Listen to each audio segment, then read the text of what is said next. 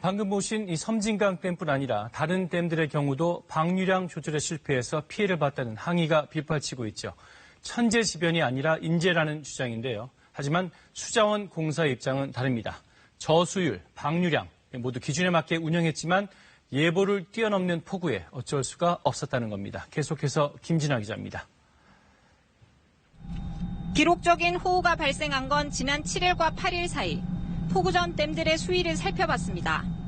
홍수기에는 댐마다 별도의 제한 수위를 운영하는데 섬진강 댐과 합천댐 수위는 각각 이보다 3m, 0.8m 낮았습니다. 하지만 용담댐은 홍수기 제한 수위를 넘어 댐이 견딜 수 있는 최대치인 계획 홍수위에 근접한 수준으로 물이 차 있었습니다. 용담댐의 경우 사전 수위 조절에 실패했다는 비판을 피하기 어려워 보입니다. 방류량을 좀 더 줄였습니다. 줄인 이유는 그런 민원하고 그다음에 7월 말에 장마가 종료된다는 그런 예보를 가졌기 때문이죠. 이후 예보를 훌쩍 뛰어넘은 폭우가 쏟아지면서 댐 수위는 급격히 높아집니다.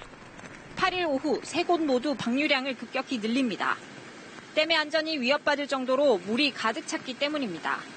붕괴 조짐이 있을 때는 사실상 이것은 국가 재난 수준이기 때문에 댐 안전만큼은 절대적으로 저희가 지켜야 될 기준입니다. 용담댐은 초당 2,900톤, 섬진강댐 1,800톤, 합천댐 2,600톤을 방류했지만 댐 운영상 최대치로 방류할 수 있는 양을 넘지는 않았습니다. 수자원공사는 섬진강댐과 합천댐의 경우 방류된 물이 하류에 닿기 전에 이미 피해가 발생하고 있었다며 기록적인 긴 장마와 폭우가 침수 피해의 주된 원인이라고 분석했습니다. 하지만 오래전 만들어진 댐 기준이 이례적인 폭우 발생 시에는 맞지 않는다는 주장도 나옵니다.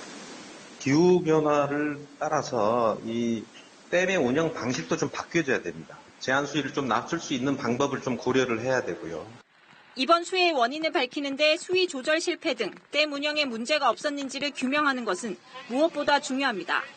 하지만 이와 더불어 갈수록 이상기후가 일상이 되는 추세에 맞춰 홍수 대비 시스템을 새롭게 구축해야 한다는 지적도 나오고 있습니다. KBS 뉴스 김진아입니다.